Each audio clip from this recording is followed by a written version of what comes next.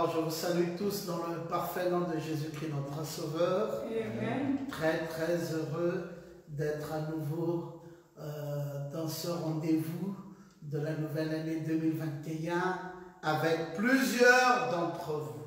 Amen. Et comme quoi, depuis le début de l'année, nous avons commencé une étude et nous l'avons intitulée « Le combat » entre l'oppresseur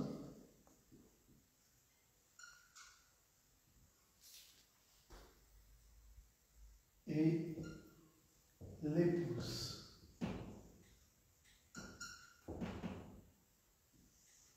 Et nous allons lire dans le livre de Esther, au chapitre 7, et nous lirons un seul verset. Ce soir, nous allons lire le verset 6. Nous allons lire juste le verset 6. Le combat entre l'oppresseur et l'épouse, Esther chapitre 7, le verset 6. Lisons la parole du Seigneur. Esther chapitre 7, verset 6, il est écrit. Esther répondit, l'oppresseur, l'ennemi, c'est Aman, ce méchant-là. Aman fut saisi de terreur en présence du roi et de la reine. Amen. Amen. Veuillez tranquillement vous asseoir dans sa présence. Alors, donc, nous sommes en train de parler ce soir sur l'oppresseur, l'ennemi, et vous savez, comme je vous l'ai déjà suffisamment bien dit, les enjeux de cette année 2021, c'est merveilleusement ou c'est curieusement, j'allais dire, une année de combat, mais entre l'oppresseur et l'épouse, la bête et Michael, et nous allons même dire Lucifer et Jésus. Gloire à toi, Sauveur.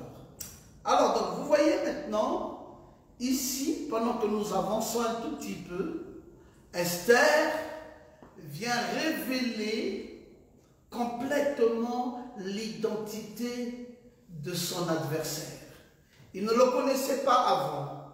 Il vient maintenant le dévoiler complètement. Maintenant, nous avons la véritable identité d'Aman. Elle a été dévoilée par Esther. Avant même d'avoir connu l'identité de Esther, nous découvrons tout de même déjà l'identité de son ennemi, son adversaire. Ben, c'est profond. Quand vous voyez que l'ennemi est révélé, son identité est révélée avant même l'identité de l'épouse, ça veut donc dire que vous comprenez aisément pourquoi vous ne pouvez pas avoir les sceaux avant d'avoir les 7 âges de l'Église.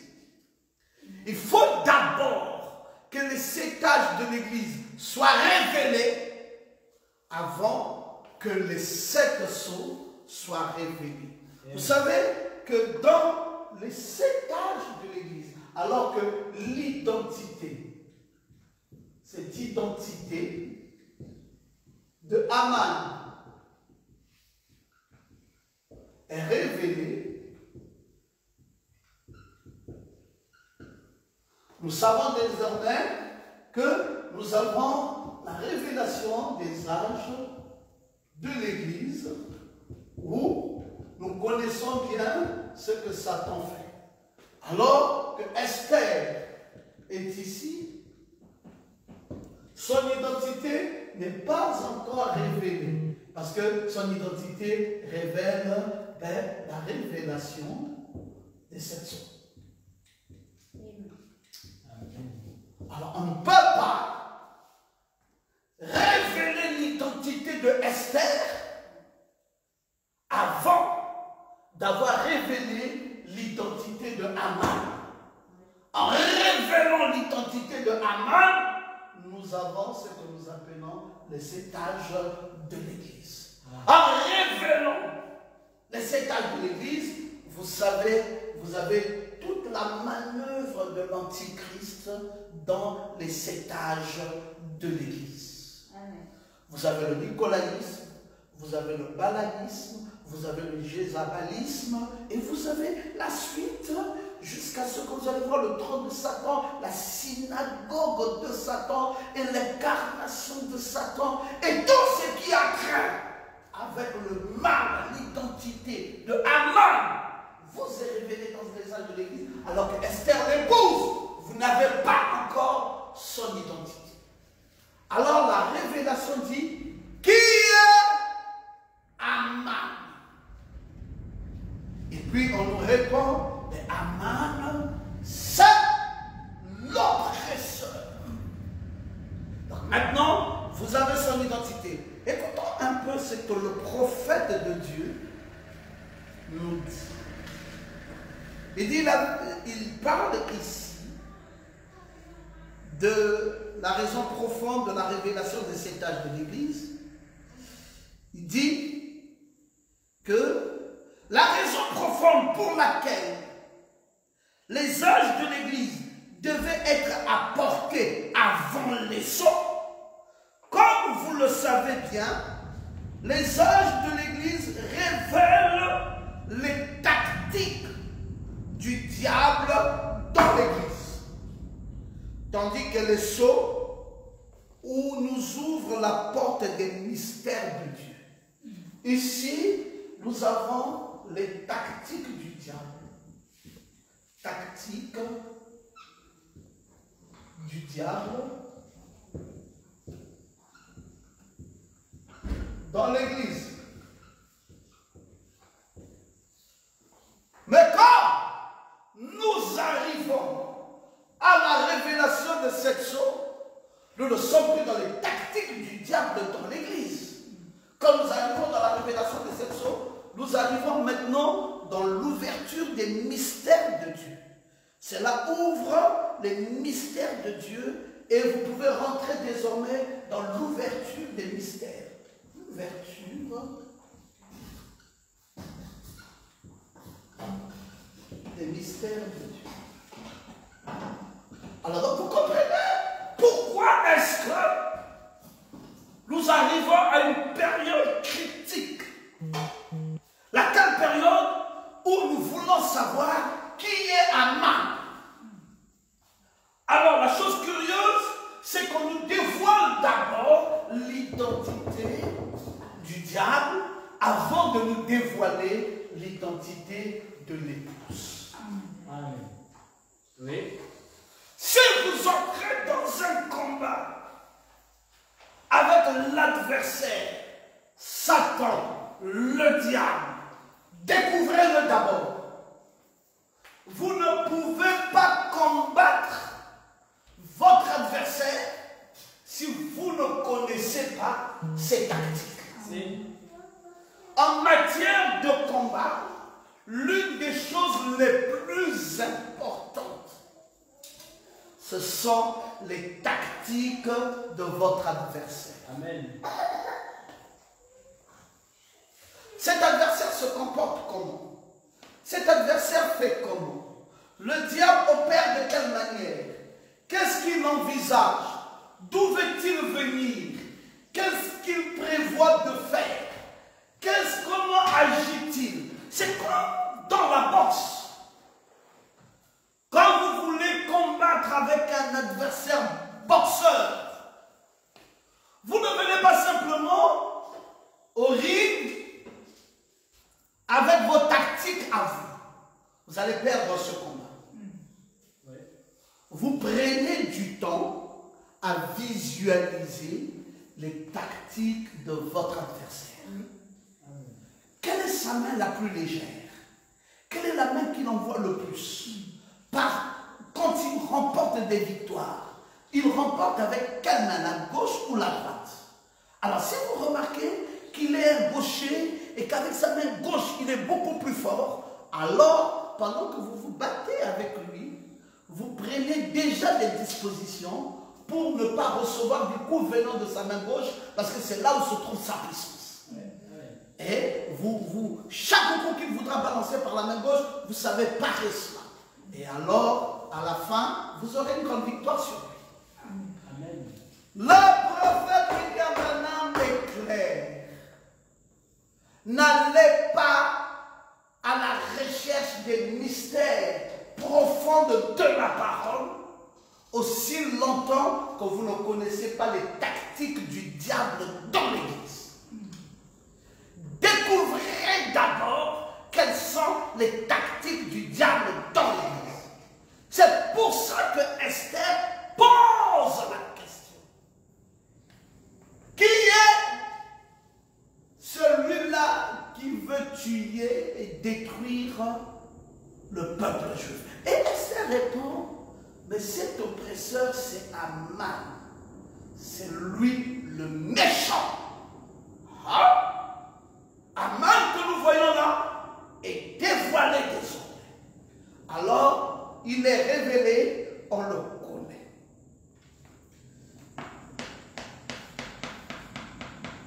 Comment agir? Voyons un peu dans l'introduction des 7 âges de l'Église où le prophète en parle clairement. Il dit, cette étude s'impose comme préalable à celle du reste de l'Apocalypse. Ça, c'est la première page introductive des 7 âges de l'Église. Le prophète de Dieu dit, car des 7 âges ou des âges sortent les sceaux. Donc, on commence par les âges avant d'avoir les sceaux. Et des sceaux sortent les trompettes, et des trompettes sortent les coupes, tel l'éclatement initial d'une chandelle romaine. Les âges de l'Église produisent une puissante illumination initiale, sans laquelle il ne pourrait y avoir d'autre feu. Mais une fois que la révélation divine a apporté l'éclat des 7 âges de l'Église, les lumières jaillissent l'une après l'autre jusqu'à ce que la totalité de la révélation se trouve grande ouverte devant nos yeux émerveillés. L'esprit de celle-ci nous édifiant et nous purifiant, nous soyons préparés pour la glorieuse apparition de notre Seigneur. La révélation des âges met déjà l'épouse dans l'expectative de la grande venue de l'époux. Et donc les âges révèlent les tactiques de l'ennemi. Vous le savez désormais fort. C'est que nous appelons le dévoilement d'Aman. Qui a 3 qualificatifs. Le premier qualificatif, d'après la parole que nous avons lue, c'est lui l'oppresseur. Le deuxième qualificatif, il est l'ennemi. Et le troisième qualificatif, il est le méchant. Donc cet Aman est clairement présenté. Il est présenté comme oppresseur. Il est présenté comme ennemi. Et il est présenté comme méchant. Maintenant, vous avez ces 3 qualificatifs. Vous pouvez désormais savoir comment le véhicule de 2021 se présentera à nous. Commençons par l'oppresseur. C'est qui un oppresseur? C'est celui qui opprime. Donc, cette année-ci, ne soyez pas étonnés que vous soyez opprimés. L'oppresseur, c'est celui qui opprime. Donc, pas de surprise et pas d'étonnement d'être opprimé. Amen.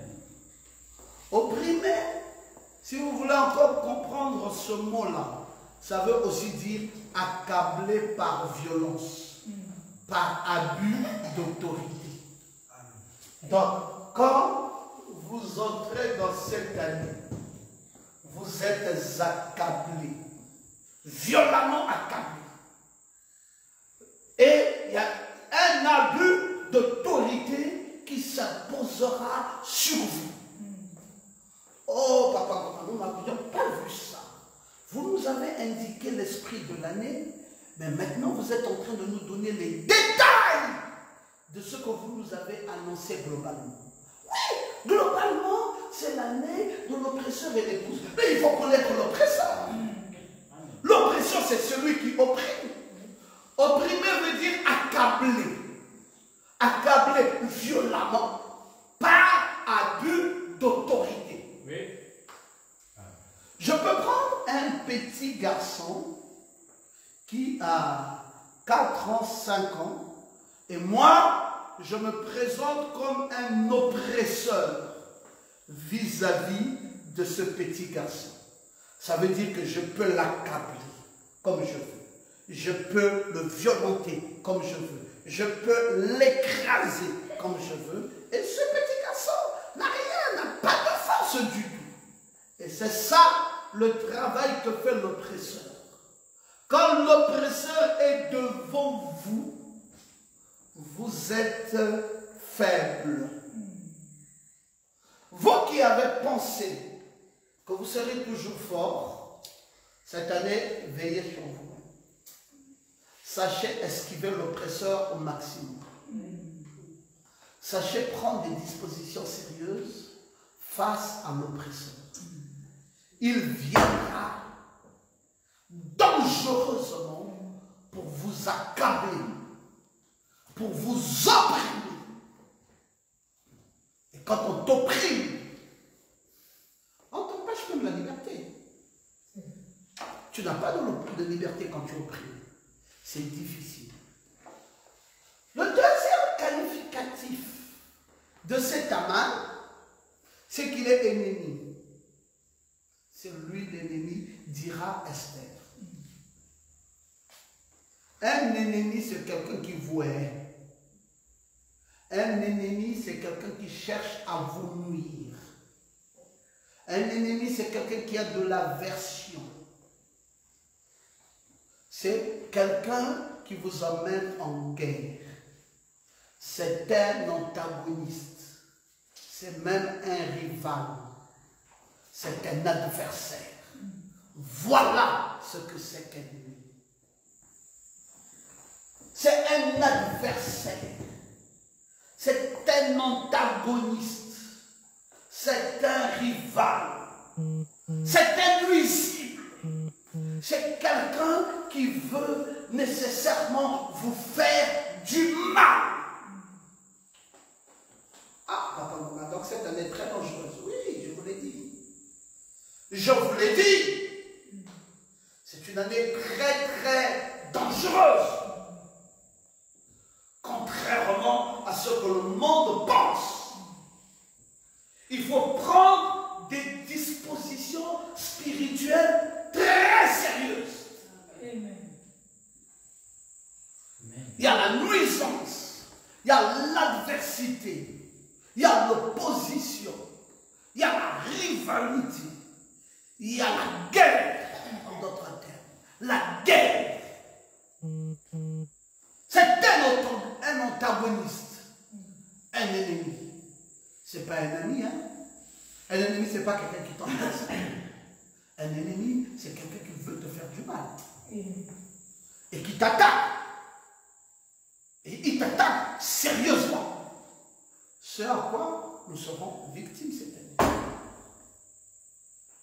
Troisième qualificatif d'Aman, c'est qu'il est méchant.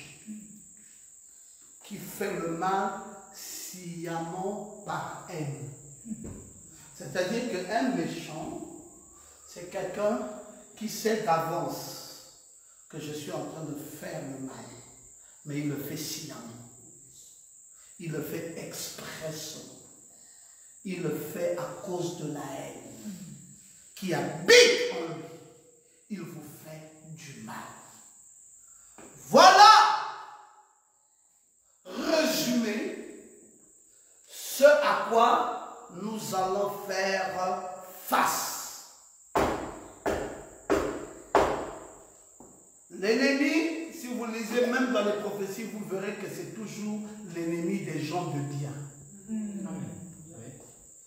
dans la méchanceté est là pour faire du mal à qui? Aux gens de bien. L'heure de cet ennemi pour s'exprimer est arrivée. Son temps, c'est maintenant là. Il est arrivé à sa période et il doit agir suivant son dessein. Papa Ngoma, mais alors le relèvement du défi se fera de quelle manière? Continuons d'abord à révéler l'identité de cet adversaire. Je vous l'ai présenté déjà. Et la fois passée, je vous ai dit que c'était Nawagit. Et je vous ai dit, c'était quoi? Agag. C'était une province de Perse. Et je vous ai dit de considérer aussi que Agag était le roi des nations d'Amalek. Celle que Dieu avait commandé au roi Saoul, le fils de Kis, de détruire. Il fallait détruire Agag. C'est ce qui avait été ordonné dans 1 Samuel 15. Saoul, fils de Kis, devait détruire Agag, qui était le roi de la nation d'Amalek. Donc, cet Agagite a des origines bizarroïdes. C'est un Agagite. Voilà ses origines. Et quand on le présente dans les Écritures, on dit qu'il ne faut pas le laisser. Il faut le détruire. Alors, le combat est là devant vous. Vous savez désormais comment Satan va venir sur votre terrain et quels seront ses désirs. Les désirs d'Aman sont semblables aux désirs du roi Hérode, qui a fait massacrer tous les enfants à la naissance de Jésus. Parce que Hérode était un Édomite. Alors, Hérode, un Édomite,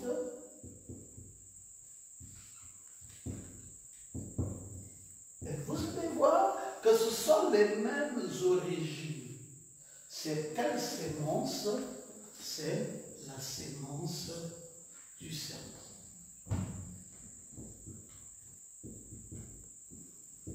C'est cette même sémence dont le désir inavoué est toujours la destruction des enfants de Dieu. Le roi Hérode l'a fait en son temps, Aman le fait en son temps, et tout ça réuni arrive en ce temps de 2021. La sémence du serpent est debout. Docteur Pierron Romain, c'est sérieux? Ah oui, c'est sérieux, parce que nous n'avons pas affaire à un petit esprit. Nous avons affaire à Aman, et Aman, c'est le grand vizir. Aman ici, c'est le grand vizir.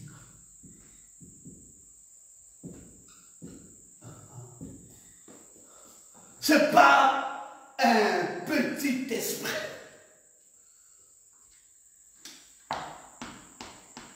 Ce grand vizir, c'est quoi encore? Tout fonctionnaire devait s'incliner devant lui. Aman, qu'est-ce que tu veux? Il dit, je veux prendre la place de Dieu.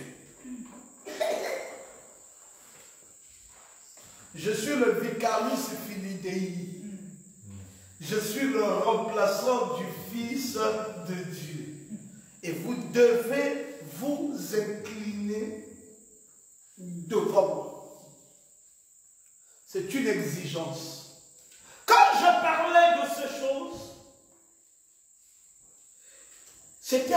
peu loin quand je commençais à vous parler de ce chiffre 666. Cette inclinaison de tout le monde devant le vicaire remplaçant du Fils de Dieu.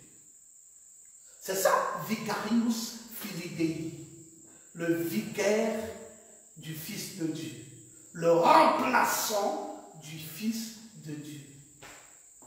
Tout le monde doit s'incliner devant lui. Nous sommes rentrés dans le Corona tout ça, dernièrement, en France. Alors les musulmans, depuis que l'islam existe, toutes les églises islamiques sont dans les mosquées. Les églises catholiques sont dans les églises. Chacun a son compartiment, chacun a son lieu d'adoration. Mais dernièrement, là, il y a une semaine, les Français catholiques ont dit aux musulmans, c'est pour la première fois dans l'histoire du monde, que mais pourquoi vous vous embêtez dans cette période du corona, alors que nous avons beaucoup de salles qui sont vides. On vous voit faire le culte à l'air libre. Mais écoutez, venez chez nous, prenez l'église catholique et adorez Allah à l'intérieur. Miséricorde. Ça vient d'avoir lieu, il y a une semaine, en France. Alors, les musulmans sont venus à l'église catholique. Ils ont dit, mais c'est un lieu d'adoration qui ne ressemble pas à celui de Allah. Il y a Jésus, le petit Jésus, il y a des images et tout ça.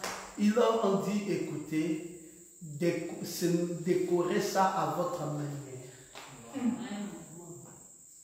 Si le petit Jésus vous gêne, ou Maman Marie vous gêne, ou nos petites images d'anges vous gênent, prenez un rideau noir, mettez ça sur ça, fermez ça et utilisez ce lieu. Nous ne pouvons plus maintenant, en cette année 2021, ce sont les propos qu'ils ont utilisés.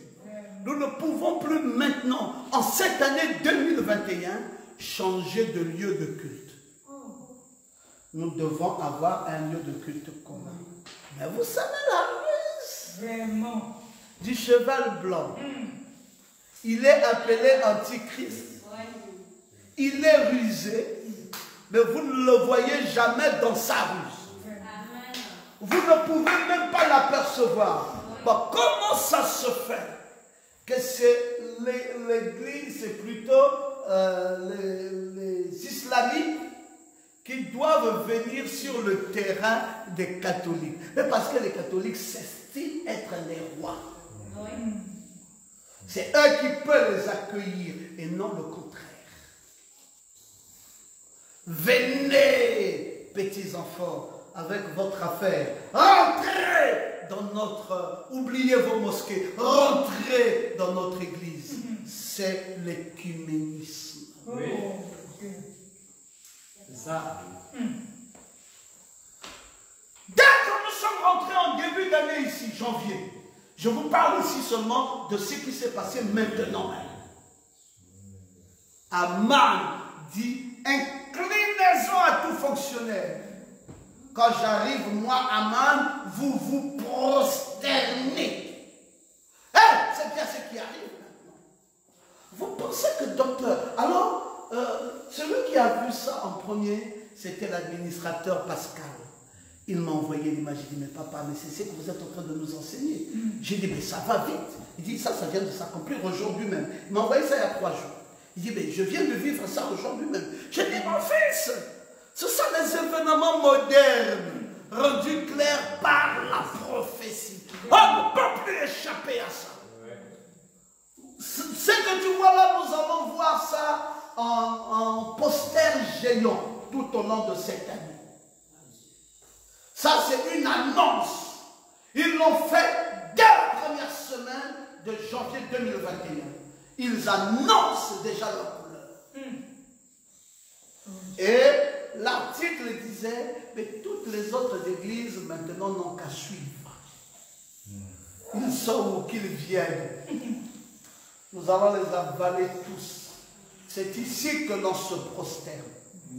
C'est ici que se trouve le vicaire remplaçant du Fils de Dieu.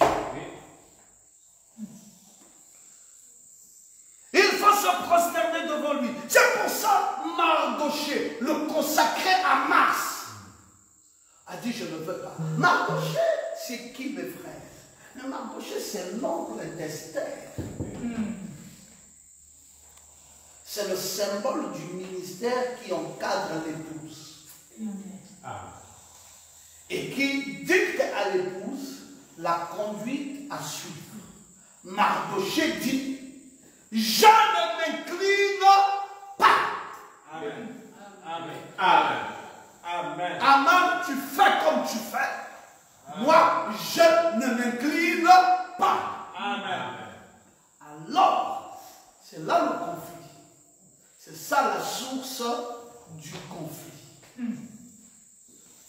C'est là qu'Aman dit, bon, ce Mardoché-là, si on le tue directement lui, ça ne marchera pas. Il faut prendre un décret pour tuer tous les Juifs, y compris lui-même dedans. Pourquoi? Parce que c'est le refus de s'incliner ni de se prosterner devant un descendant d'Agag. Vous savez que c'est ce que les 3 Hébreux de Daniel 3 ont fait. Le vainqueur ne s'incline pas devant Satan, ni devant la pensée charnelle. Nous ne lui donnons aucune place. Éphésiens chapitre 4, versets 24 à 27. Il n'est pas question de s'incliner. Il n'est pas question de donner à l'adversaire une mauvaise place. Éphésiens 4, 24 à 27. Si tu peux le lire, frère. Éphésiens chapitre 4, verset 24, il est écrit, et revêtir la nature nouvelle. Éphésiens 4, 24. Éphésiens chapitre 4, verset 24. Oui, allez-y. Et revêtir la nature nouvelle. Revêtir la nature nouvelle. Créée selon Dieu dans une justice. Créée selon Dieu dans une justice. Et une sainteté que produit la vérité. Une sainteté que produit la vérité. Jusqu'à 27. C'est pourquoi. C'est pourquoi. Rejetez le mensonge. Rejetez le mensonge. Comment voudriez-vous amener Mardoché à s'incliner devant le mensonge? Rejetez le mensonge. Et que chacun parle de vous avec vérité à son prochain. Que chacun parle la vérité à son prochain. Nous sommes ici dans Matthieu, non, plutôt dans Éphésiens, au chapitre 4. Éphésiens, chapitre 4, 24 à 27. Revêtez la sainteté. Vous reprenez le verset 25. C'est pourquoi rejetez le mensonge. Rejetez le mensonge. Et que chacun de vous parle avec vérité à son prochain. Chacun parle avec vérité à son prochain. Car nous sommes membres les uns des autres. Nous sommes membres les uns des autres. Continuez jusqu'au verset 25. Si vous vous mettez en colère, si vous vous mettez en colère, ne péchez pas. ne péchez pas. Que le soleil ne se couche pas sur Que le soleil ne se couche pas dans votre colère. Ne donnez pas accès au diable. Ne donnez pas accès au diable. Amen. Est-ce que je peux entendre quelqu'un qui dit Amen? Amen. Ne donnez pas accès au diable. Vraiment. Ne créez pas une ouverture. Mardoché connaît ça. Oui. Mardoché connaît cette écriture. Amen. Où on ne donne pas accès au diable. Toutes les brèches sont fermées. On est ferme, on est rigide dans la vérité. Amen. Ce qui fait l'épouse, c'est sa rigidité Alléluia. dans la vérité. Amen. Elle ne s'amuse pas, elle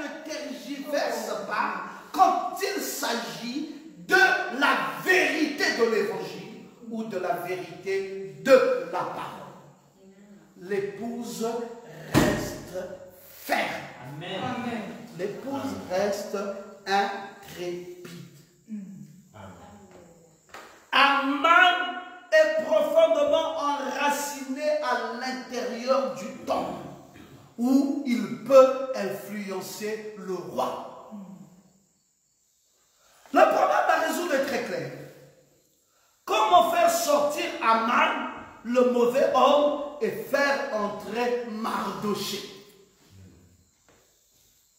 C'est ça toute la question. Parce que Aman est enraciné dans le temple du roi, dans le palais du roi. Maintenant, il faut que Aman sorte et que Mardochée entre.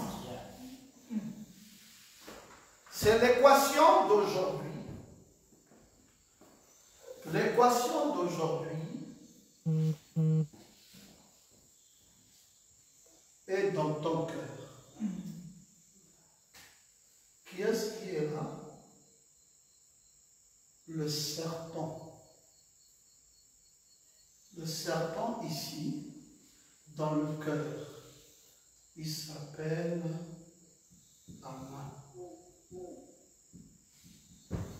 Il est où? Il est dans le cœur même du roi. C'est ça le palais du roi.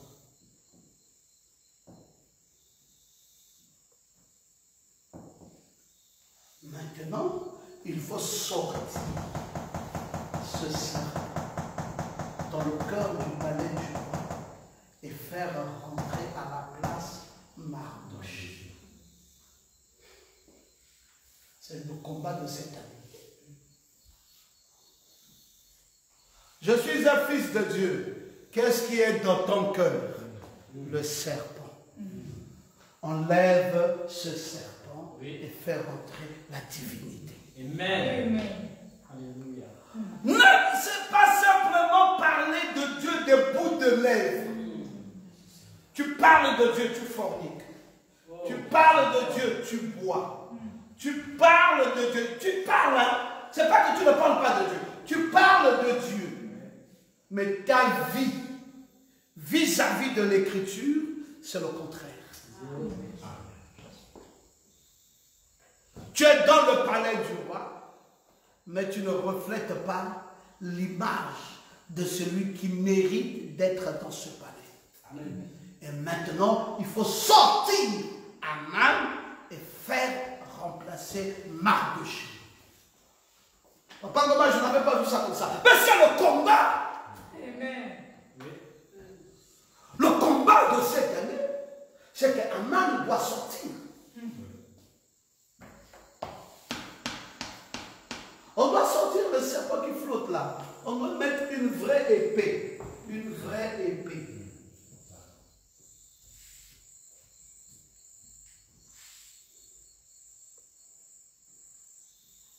Voilà ce qui va remplacer ce serpent. Alléluia. C'est une épée de la parole. On doit enlever le serpent et on doit mettre à la place l'épée de la parole qui représente qui représente Mardochée.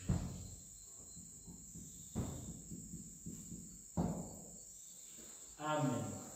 Papa Gomar, êtes-vous certain que nous y arriverons? Mais c'est le combat de maintenant. Amen. Cette année-ci, tu vas montrer tes couleurs.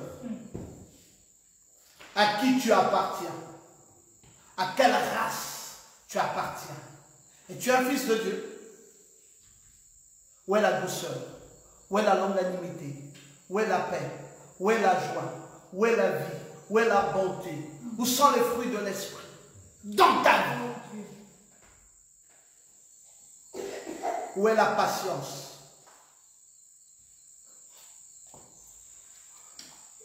Il y a un serpent là qui circule librement là, dans le cœur même du palais royal. On doit le dégager. faire entrer Mardoché à la place. J'aime quand tu peux dire Amen. Amen. C'est là donc où on sort Aman, le mauvais homme, et on fait rentrer Mardoché, l'homme de bien. Ce n'est qu'en trouvant son entrée dans le palais que Mardoché pourra influencer le roi. Mais Mardoché, qui représente le Saint-Esprit, attend au dehors jusqu'à ce qu'il trouve une entrée. Mardoché refuse de s'incliner devant Aman. Mardoché dit, je n'arrive pas au cœur du palais du roi si cet Aman ne sort pas. Lui et moi, on ne peut pas se tenir à la même place. Oui. Lui sort, moi je rentre. Amen. Ou il reste là, moi je reste à l'extérieur. Alors le combat est là. Comment veux-tu faire cohabiter le Saint-Esprit avec les démons? L'oppresseur. Frère, ne voyez pas l'oppresseur comme un homme que vous avez vu là, avec qui vous allez vous combattre. Non, tu n'as rien compris.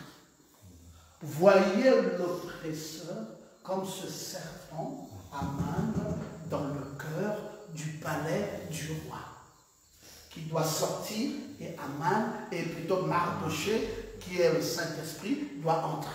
C'est l'un ou l'autre qui doit rester là. Et c'est ce qui influence les décisions du roi. Amen. C'est brûlant. Ce n'est pas facile. Ce dont je parle ici n'est pas facile. La pensée charnelle doit être anéantie.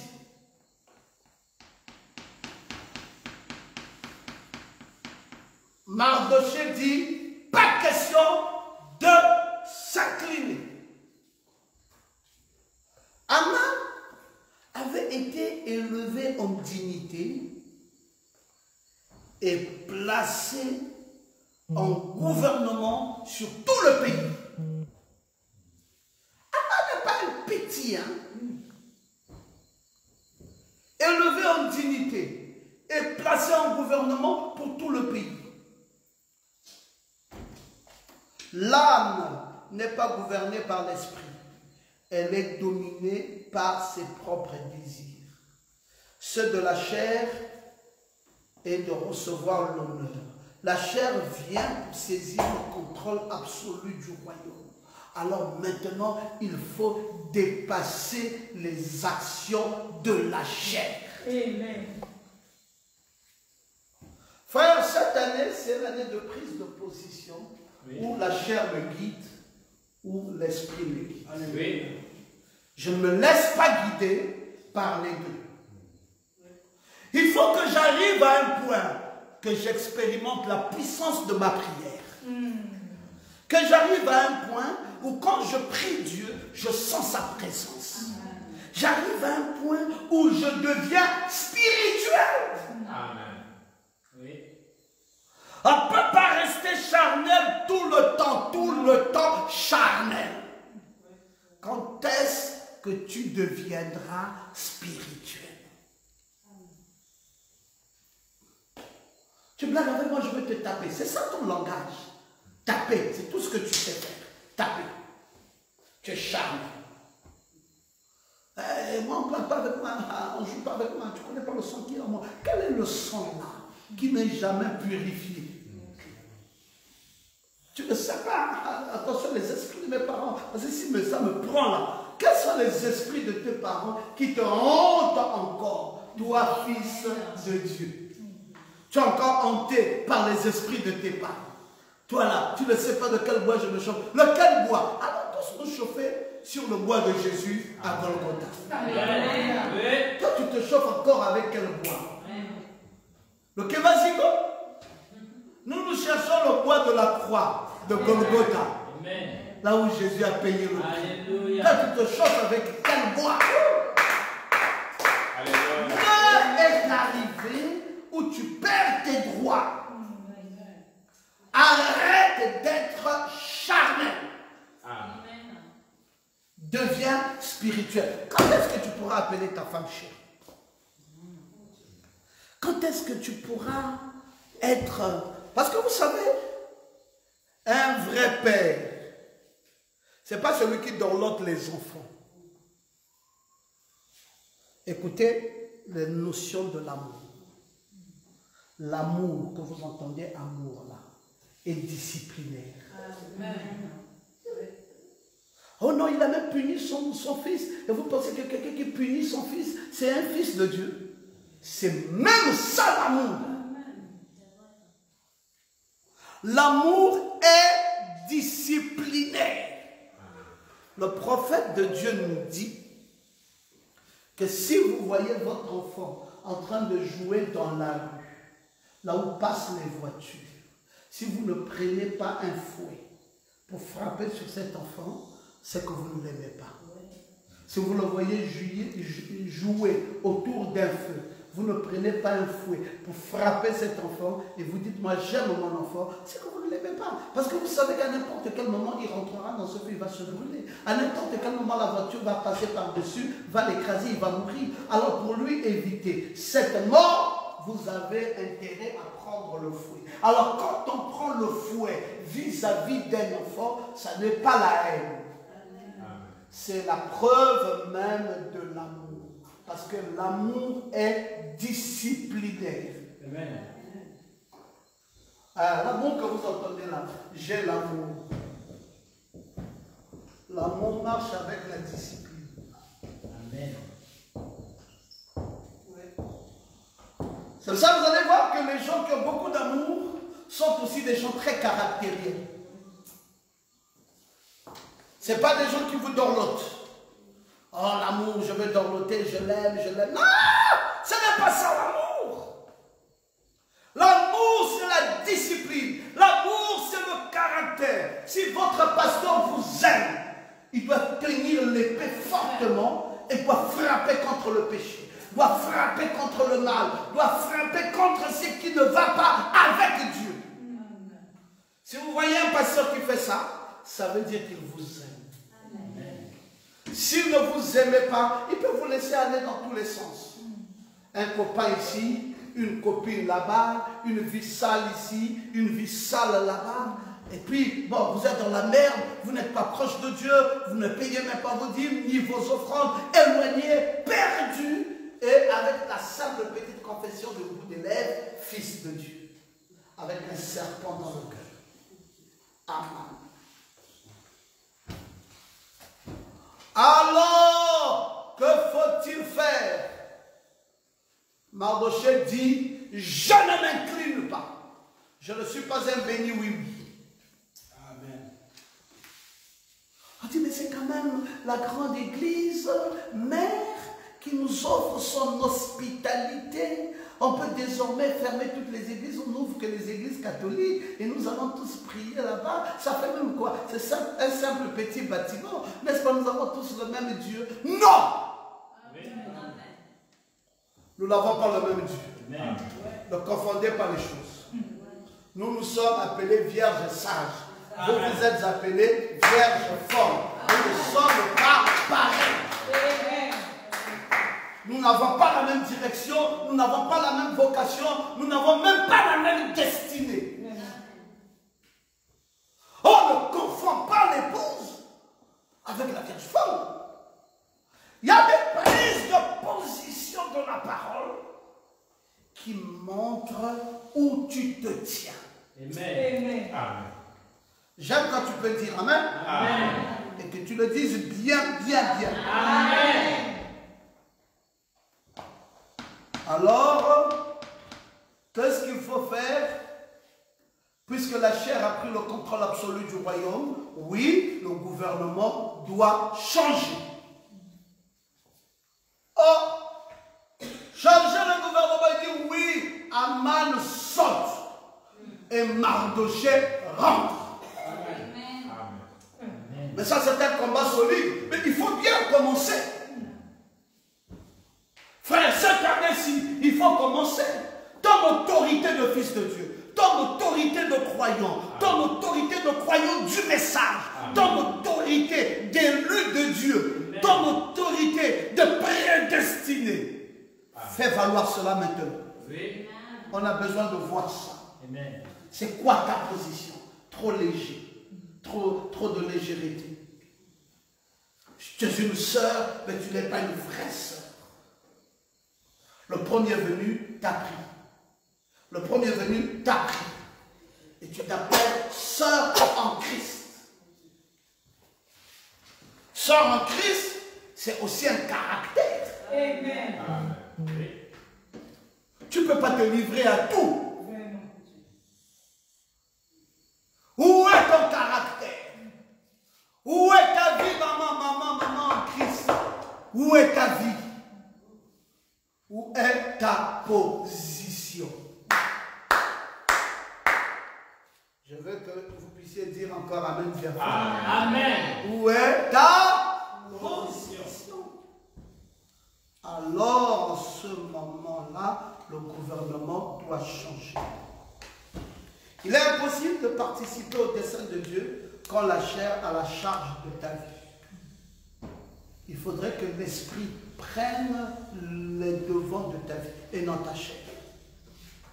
Alors, Aman, l'oppresseur, est plein de haine, caché dans son cœur, sous le charme, j'allais même dire sous le phare d'un charme désarmant,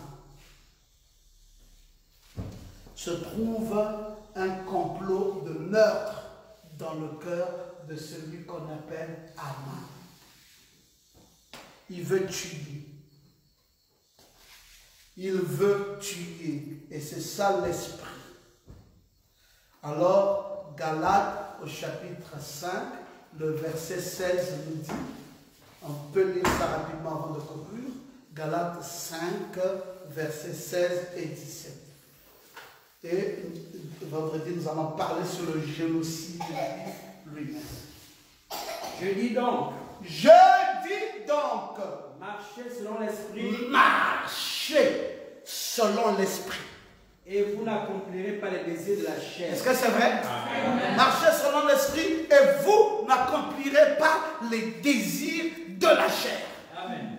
Car la chair a des désirs contraires à ceux de l'esprit. La chair, Mardoché, a des désirs contraires à ceux de l'esprit. Quoi c'est? Il est plein d'un phare de charme dans son cœur pour le meurtre. C'est un meurtrier. Voilà la chair. Tous les désirs des charnels, c'est faire du mal, c'est tuer. Et cette chair a des désirs contraires à ceux de l'esprit. Le verset 17. Et l'esprit en a de contraire à ceux Et de la chair. l'esprit en a de contraire à ceux de la chair. Ils sont diamétralement opposés. Quand on parle d'Aman, on parle de Mardoché, on les met comme ça. L'un tient ici, l'autre tient là-bas. Vous voyez, quand on parle de l'oppresseur, on parle de l'épouse, un est là-bas, l'autre est là-bas. Parce qu'on ne peut pas mélanger ça. C'est des bonnes guerres. C'est l'opposition. C'est déclaré. Vous mélangez quoi là? Oui? Ils sont opposés entre eux, Ah voilà le terme. Ils sont opposés entre eux afin que vous ne fassiez point ce que vous voudriez. afin que vous ne fassiez point ce que vous voudriez. Amen. Amen. Amen. Gloire à Jésus. Maintenant vous avez compris pourquoi est-ce que cette année-ci, c'est une guerre déclenchée. Alors les vrais fils de Dieu vont montrer leur vraie couleur. Les vrais fils de Dieu vont se conformer à la parole, Amen. quelles que soient les circonstances, Oui. quels que soient les combats. Amen. Et les fils du diable vont continuer dans la voie de la vanité de la chair. Et cette année-ci, nous rentrons en guerre entre la chair et l'esprit, entre le mal et le bien, entre Aman et Mardoché, entre l'oppresseur et l'épouse, entre la bête et Michael. C'est comme ça que ça va être engagé, entre Lucifer et Jésus. C'est une guerre déclenchée. Que le Seigneur vous bénisse. Amen. Alléluia.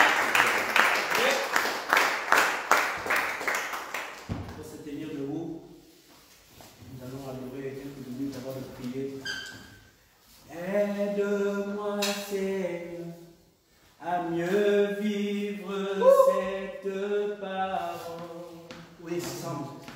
Aide-moi, Seigneur, à mieux vivre cette parole. Encore une fois, bien-aimé.